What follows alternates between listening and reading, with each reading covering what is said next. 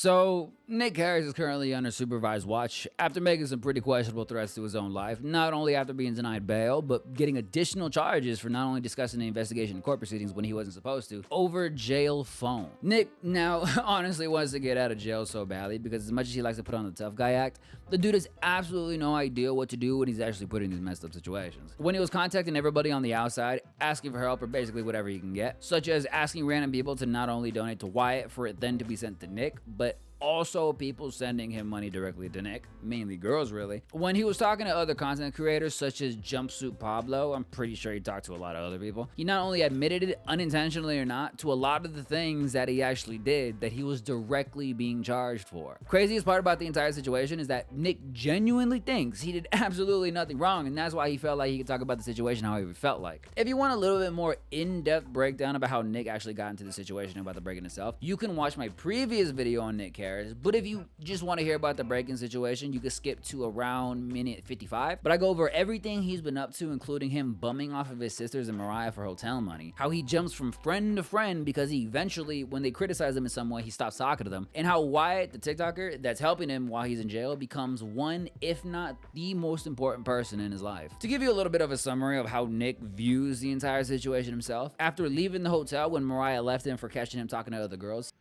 So what? I was cheating? No, I wasn't cheating. I was simping, okay? I thought I was going to be plowing cake until like 11 a.m. He did his whole TikTok begging shtick in order to get his next place to stay. This time, a guy off of his TikTok live surprisingly offered him a place to stay at his house for a little bit, not knowing that the dude actually who invited him was on pretty hardcore drugs. When they got there, after some temptation about being around his drug of choice, eventually he did hit the pipe, which made him very paranoid after he was supposedly getting a lot of threats on his phone. In my previous video on Nick Harris, we discussed how Wyatt accidentally leaked Nick's phone number, which caused him to get like a barrage of random messages from people, most of them not good, like very not good. Don't go outside, bro. I might have to call the police. Why? Because I might have to. What? Yeah. Look. But I can understand that getting him out of crazy death threats after you take a drug that literally makes you super paranoid, that caused him to think and feel a lot more paranoid about the guy he was actually staying with. After getting the guy to drop him off at a grandmother's house, in one sentence he says that he didn't go to the house and break in, and that he actually didn't break in at all. So I just grabbed my shit, I went around to the side of the house, I tapped on the window, I said, "Nanny, I'm here, I love you, I need help."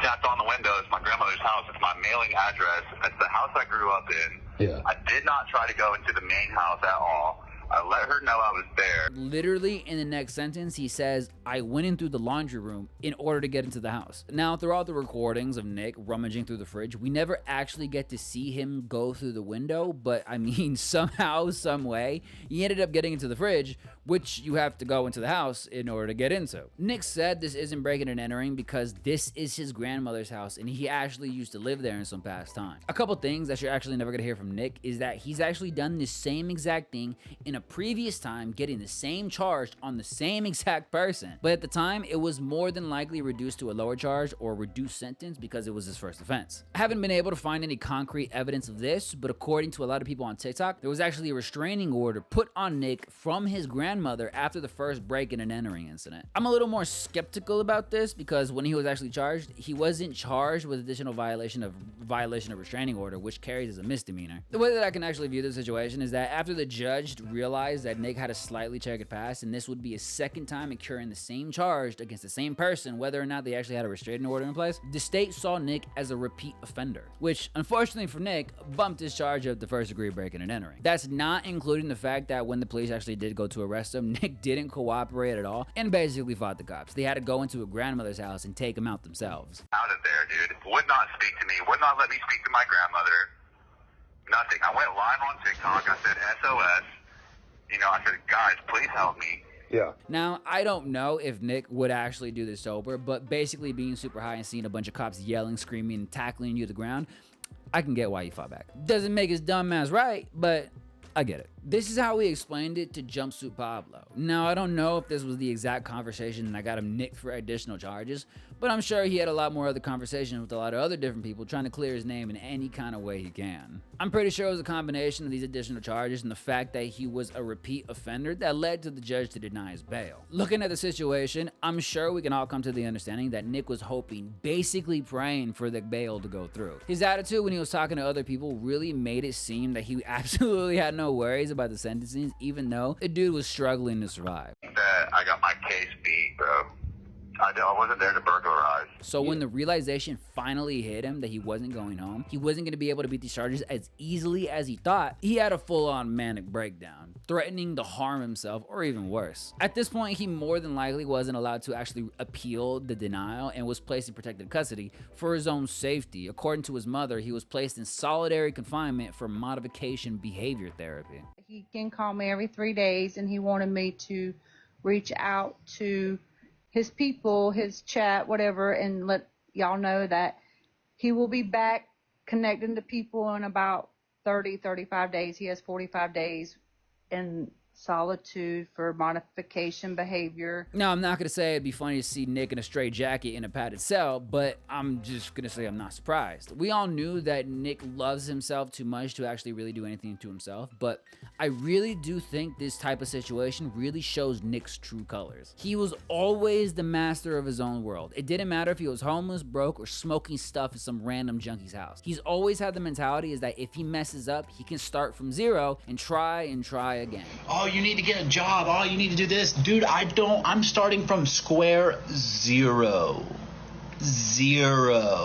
I had an apartment in my hands, and I let the ex-girlfriend come in and get it. So here we are, guys. But now it's different. He no longer is in control of himself, and he can be stuck like this. If the judge sentences him to the minimum of 15 years that goes with the first degree breaking and entering, he's always dealt with the repercussions, but now he's being forced to face the consequences of his actions, probably for the first time in his life, and he's terrified. He's only been there for so long, and he's had Wyatt to hold his hand through the entire thing. If he gets this sentence, it's over for him. His life is taken away. The world will forget him, and his dream of being an influencer will be gone. At most, hell, he'll be the topic of the day whenever he comes out, but that'll be it. He'll just be another deja vu moment for a lot of people that actually remember him or kept following him. Everyone kind of told him so. You can't just keep messing up and starting over and over, because one of these times you're gonna mess up and you're not gonna be able to start over, and well, everyone was right. Now, for some reason, we're hearing all this from the dude that I will continue to call a turtle because he irritates me so goddamn badly, and every time he sees a little bit of danger, he goes and hides and basically plays dumb. I'm talking about Benzo. We all know that Benzo made the stupidest video accusing Nick of looking up his sister's skirt, something that I've covered in my last video, and he's regretting it to hell. Bro, I promise you, after this battle, you will never be on my fucking phone again, bro. Ever. I will never acknowledge you, bro. Fuck you, Benzo. Yeah, fuck you, Benzo. He knew the only reason he was getting any type of real traction was because he was being friends with Nick, and at the time, everybody was trying to help him understand who Nick was and if he was the type of person he actually wanted to be around. When they were friends, life was great. But as soon as he turned on Nick and all the attention basically disappeared, he went from being his friend to trying to expose him in any way he actually can.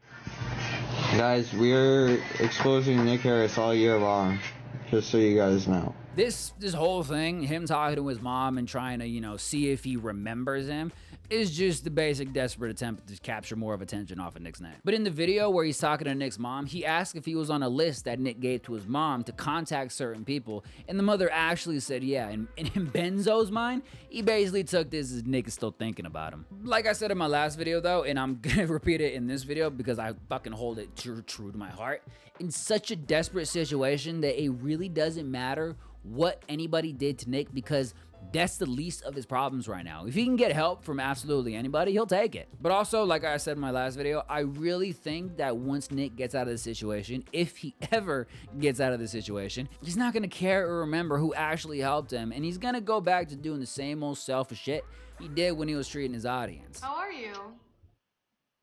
You say that like we're friends. Or I'm confused, honestly. Hey, give us some money or get off my screen.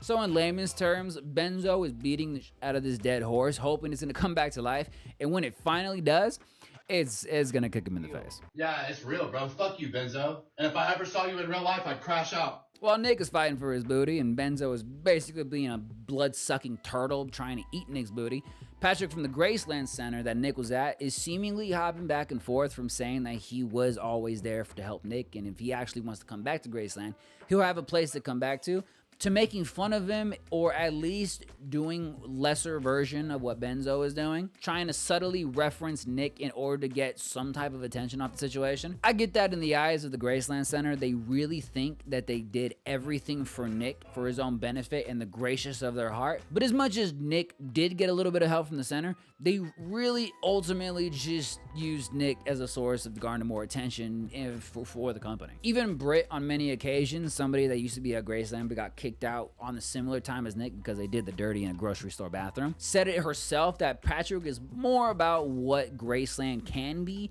instead of actually really helping the residents there. Following Nick all this time, I am a little disappointed with him. Was he doing good in a normal sense? No, not really. But in his sense, he left an extremely toxic relationship back in Greenville to go to this opportunity in California, the Graceland Ranch, and even though they were using him, he still could have stayed, or at least when he left to join the numerous other programs, he had numerous of opportunities to actually get better. California is not the most ideal place to live because it's so fucking expensive. Ask me how I know. But it was going back to Greenville and starting all of his old habits that got him in the situation that he's in. He had nowhere to go, so he stayed and kind of bummed off his sisters for a little bit. Then he got back with Mariah, which fueled his kratom addiction that she bought for. And after getting a little bit of attention that not only helped him make new friends like Wyatt, but ultimately made Mariah leave him when she found out he was talking to other girls, which inevitably led him to bumming off a random drug addict person's house that tempted him into hitting the pipe. All of this downward spiral started when he returned to Greenville. God damn it, he should have just stayed at fucking Graceland.